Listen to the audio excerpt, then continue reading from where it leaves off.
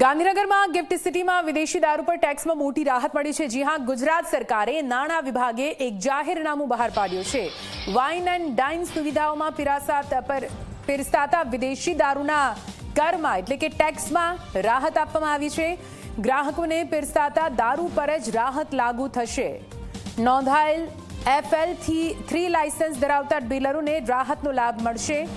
Gift સિટીમાં ગ્રાહકોને પીરસાતા વિદેશી દારૂ માટે આ રાહત લાગુ પડશે। ગુજરાત વેલ્યુ એડેડ ટેક્સ અધિનિયમ હેઠળ નોટિફિકેશનમાં સુધારો કરવામાં આવ્યો છે। જાહેરનામું બહાર પડતાની સાથે અમલમાં આવી ગયું છે, એટલે કે ગિફ્ટ સિટીને વૈશ્વિક નાણાકીય અને વ્યાવસાયિક હબ તરીકે વધુ આકર્ષક બનાવવા માટે સરકારે આ મોટો નિર્ણય લીધો છે।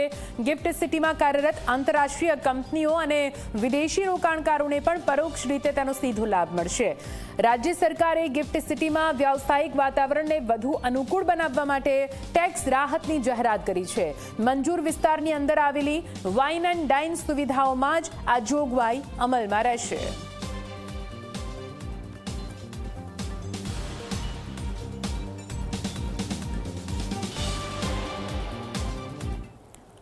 તો આપ જુઓ, ગિફ્ટ સિટીમાં પહેલા દારૂ માટે છૂટ આપવામાં આવી હતી અને હવે જે ટેક્સ છે તેમાં પણ ઘટાડો કરવામાં આવ્યો છે।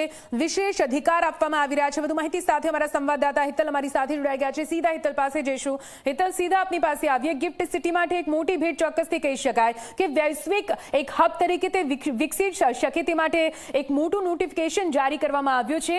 ટેક્સમાં દારૂ પર લાગતા ટેક્સમાં વિશેષ અધિકાર છૂટ આપવામાં આવી છે। કેવી રીતે આ પૂરો મામલો, શું કંઈ આ નોટિફિકેશન છે?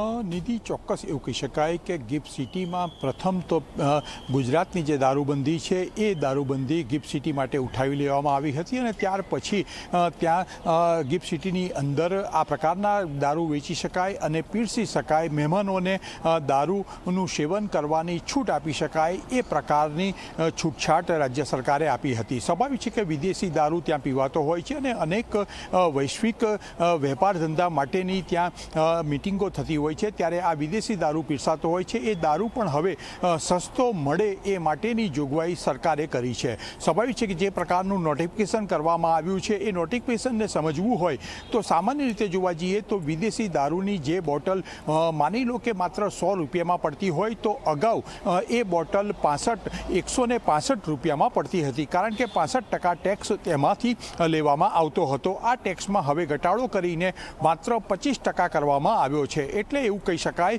કે જે પ્રકારે જે દારૂની બોટલ પહેલાં 100 રૂપિયાની 165 રૂપિયામાં મળતી હતી, હવે 125 રૂપિયામાં મળશે। આ પ્રકારનું સીધું નવી જોગવાઈ અંતર્ગત કરવામાં આવ્યું છે અને આ જોગવાઈ જાહેરનામું ગઈકાલે બહાર પાડવામાં આવ્યું છે અને એ અમલ સીધી રીતે ગઈકાલથી તેનો અમલ શરૂ થઈ ચૂક્યો છે। એટલે આ ગઈકાલથી જ ગિફ્ટ સિટીમાં સસ્તો દારૂ પીરસાવવાની શરૂઆત થઈ ચૂકી છે। જી નિધિ, બિલકુલ હિતલ, પૂરી માહિતી માટે આભાર। તો તમે જુઓ, ગઈકાલથી જ આ નોટિફિકેશન જાહેર થવાની સાથે આ જે ટેક્સમાં રાહત છે દારૂ પર તેની શરૂઆત થઈ ચૂકી છે, એટલે કે ગિફ્ટ સિટીમાં દારૂ જે પહેલા મોંઘું મળતું હતું તે હવે સસ્તો મળી રહ્યો છે। પણ સૌથી મોટો સવાલ અહીં થઈ રહ્યો છે કે આખર આ પ્રકારનો નિર્ણય કેમ લેવામાં આવ્યો, કેમ આને એક મોટો નિર્ણય ગણવામાં આવી રહ્યો છે? પહેલા દારૂબંધી હટાવવામાં આવી અને હવે દારૂ સસ્તું કરવા પાછળનું કારણ શું છે? ગ્રાફિક્સના માધ્યમથી આપને સમજાવીએ। સસ્તા દારૂની ગિફ્ટ, આખરે ગિફ્ટ સિટીને કેમ? જુઓ, દારૂ કેવી રીતે સસ્તો થયો છે તેના પહેલા વાત કરીએ। વિદેશી દારૂ પર વેટ 65% ઘટાડીને 25% કરી દેવામાં આવ્યો છે। એટલે કે આપ જુઓ કેવી રીતે અહીંયા એક મોટો ફેરફાર, એક મોટો ઘટાડો ટેક્સમાં કરવામાં આવ્યો।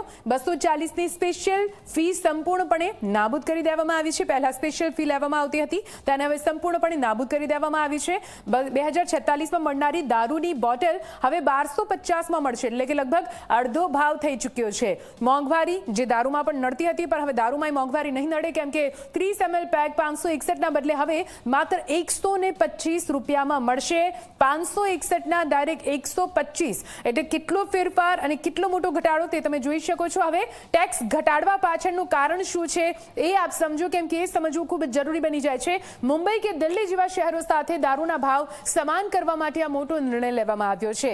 દિલ્હી અને મુંબઈ જેવા જે મોટા સિટીઝ છે જ્યાં દારૂ સસ્તો મળી રહ્યો છે, તો અમદાવાદમાં ગિફ્ટ સિટીમાં સુરતમાં, ગાંધીનગરમાં કેમ નહીં, રાષ્ટ્રીય અને વૈશ્વિક કક્ષાના વ્યવસાયિકોને આકર્ષવા માટેની એક મોટી પહેલ છે, કેમ કે ગિફ્ટ સિટી જેને વૈશ્વિક હબ પર એક આંતરરાષ્ટ્રીય સ્તર બિઝનેસ હબ તરીકે વિકસાવવા માટેના પૂરતા પ્રયત્ન છે, ત્યારે સાંજની સોશિયલ લાઈફ આકર્ષક બનાવવા માટેના પણ પ્રયત્નો છે, કેમ કે બહારથી જેટલા લોકો અહીંયા આવતા હોય છે તેમના માટે એટમોસ્ફિયર, વાતાવરણ ઊભું કરવું જરૂરી બની જતું હોય છે.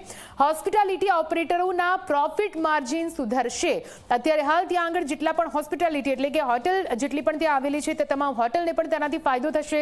ગુજરાત 2030 કોમનવેલ્થ ગેમની યજમાની કરવા જઈ રહ્યો છે, એટલે એ વખતે પણ વિદેશથી ઘણા લોકો આવવાના છે, તો તેમના માટે પણ ગિફ્ટ સિટીમાં આ વિશેષ આયોજનના રૂપે આ જે નોટિફિકેશન છે તે જાહેર કરવામાં આવ્યું છે.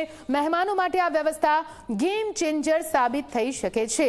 ગિફ્ટ સિટી જ્યાં પહેલા તો દારૂબંધીમાંથી તેને બાકાત કરવામાં આવી, દારૂબંધી ત્યાંથી હટાવી લેવામાં આવી અને હવે ત્યાં જે દારૂ મળે છે ત્યાં પણ જે વિશેષ ટેક્સ લેવામાં આવતો હતો તે પણ હટાવવામાં આવી રહ્યો છે. હોસ્પિટાલિટી સેક્ટરમાં તેના કારણે રોકાણ વધશે, તેમાં કોઈ બેમત નથી અને એટલા માટે જ રાજ્ય સરકાર દ્વારા આ એક મોટો નિર્ણય લેવામાં આવ્યો છે અને વ્યાવસાયિક વાતાવરણ વધુ અનુકૂળ, વિદેશથી જેટલા લોકો આવે છે તમામ લોકો માટે અનુકૂળ વાતાવરણ બની રહે, તેમની સાંજ સારી બને તે માટે આ પૂરતો પ્રયત્ન કરવામાં આવી રહ્યો છે.